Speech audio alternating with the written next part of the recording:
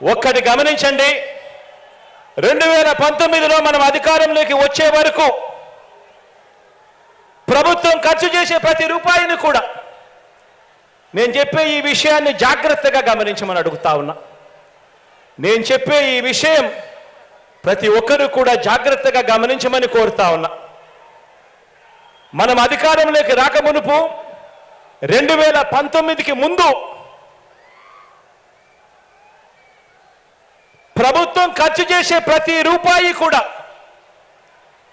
పేదలకు ఎలాంటి లంచాలు లేకుండా, ఎలాంటి అవినీతి లేకుండా, ఎలాంటి వివక్ష లేకుండా అర్హత ఉన్న ప్రతి పేదవాడికి కూడా కులం చూడకుండా, మతం చూడకుండా, ప్రాంతం చూడకుండా, వర్గం చూడకుండా, చివరికి వారు ఏ పార్టీకి ఓటు వేశారు అన్నది కూడా చూడకుండా పేదల చేతికి ప్రభుత్వం ఖర్చు చేసే ప్రతి రూపాయి కూడా ఇవ్వటం సాధ్యమే అని ఎవరైనా చెబితే మీరంతా నమ్మి ఉండేవారా అని చెప్పి నేను అడుగుతా ఉన్నాను. రెండు చేతులు పైకెత్తి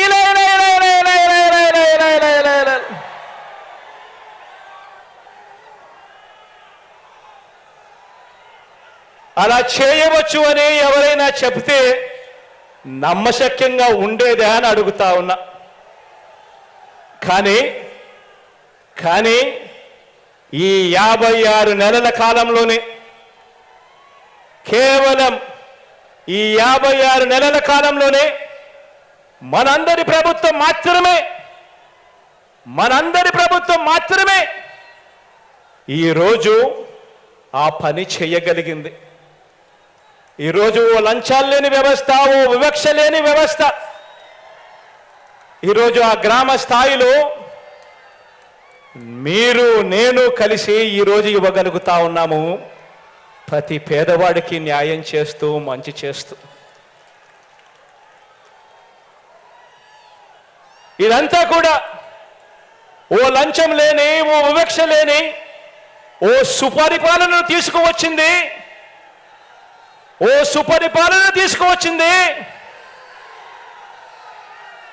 ఓ వైఎస్ఆర్సీపీ పార్టీ, మీ జగన్ అని చెప్పడానికి గర్వపడతా ఉన్నా.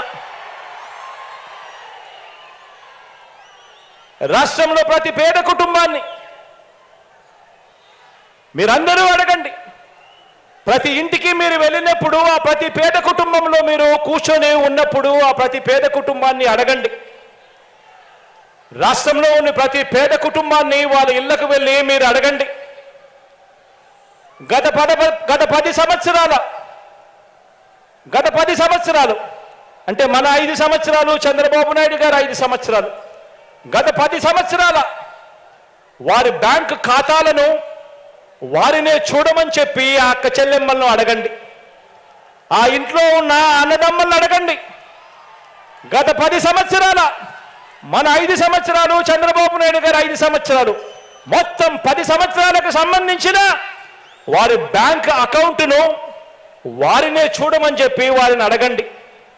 వారి అకౌంట్లో, వారి బ్యాంకు అకౌంట్లో గతంలో చంద్రబాబు నాయుడు గారి పాలనలో 2014 నుంచి 2019 ఆ 5 సంవత్సరాల మధ్యలో చంద్రబాబు ప్రభుత్వం ఏ ఒక్క రూపాయి అయినా వేసిందా అని చెప్పి వారినే అడగండి. ఇలా రెండు చేతులు పైకెత్తి ఇలా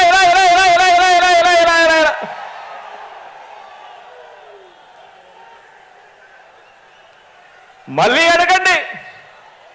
2019 నుంచి 2024 అంటే మీ ప్రభుత్వంలో, మీ బిడ్డ ప్రభుత్వంలో ఈ 5 సంవత్సరాలలో ఆ అక్క చెల్లెమ్మల బ్యాంకు ఖాతాల్లోకి, ఆ రైతన్నల బ్యాంకు ఖాతాల్లోకి, ఆ అవ్వాతాతల చిరునవ్వుల మధ్య మీ జగన్ ప్రభుత్వం అందించిన సొమ్ము చూడమనండి అని చెప్పి కూడా అడగండి. ఆ ప్రతి ఇంట్లోనూ కూడా కోవిడ్ కష్టాలు ఎన్నొచ్చినా కూడా మీ బిడ్డ మాత్రం ఆ ప్రతి పేదవాడి ముఖంలోనూ ఆ పేదవాడి కుటుంబంలోనూ చిరునవ్వులే చూడాలని ఆరాటపడ్డాడు మీ బిడ్డ. కోవిడ్ కష్టాలు ఎన్నొచ్చినా కూడా సాకులు చెప్పలేదు, ఆదాయాలు తగ్గినా సాకులు చెప్పలేదు, కోవిడ్ కష్టాలు ఎన్ని ఉన్నా సాకులు వెతుక్కోలేదు.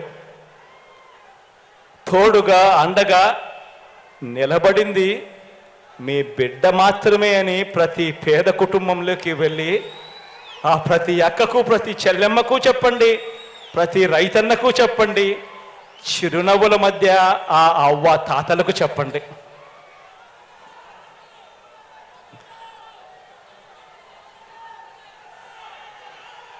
వార్డు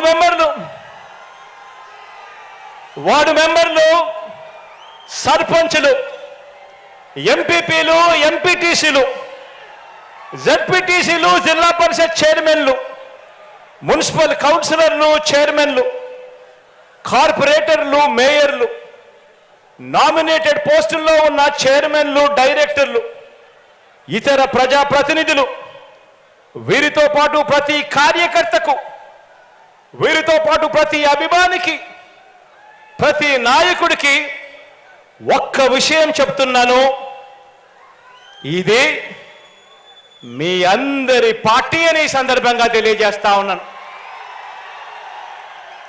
ఇది ఒక జగన్ పార్టీ కాదు, ఇది ఒక జగన్ పార్టీ కాదు, ఇది మీ అందరి పార్టీ అని చెప్పి సందర్భంగా తెలియజేస్తా ఉన్నాను.